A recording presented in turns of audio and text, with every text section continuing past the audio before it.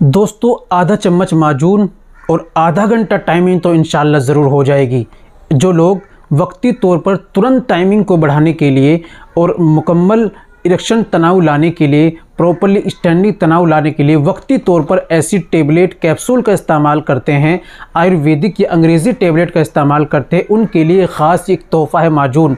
दोस्तों ये माजून आप तुरंत के लिए भी इस्तेमाल कर सकते हैं और चाहते हैं ऐसा माजून जिसे हम सुबह और शाम दोनों वक्त इस्तेमाल करें और हमारी प्रॉब्लम भी ठीक हो जाए, तो भी आप इसका इस्तेमाल कर सकते हैं। बहुत ज़बरदस्त वाला माजून है।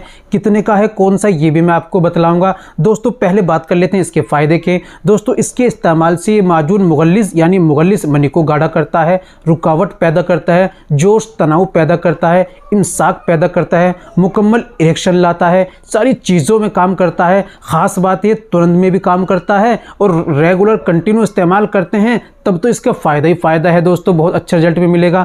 जान लेते हैं कौन सा माजून है। तो दोस्तों ये है माजून जोरावर स्पेशल, 490 इसका प्राइस है, 150 ग्राम में आता है। इस्तेमाल आपको जिस दिन तुरंत के लिए इस्तेमाल करना है, आधा चम्मच 1.5 घंटा पहले दूध से लेना होता है। कंटिन्यू इस्तेमाल करने के लिए 5 ग्राम सुबह, 5 ग्राम शाम में 2 वक्त इस्तेमाल करना होता है।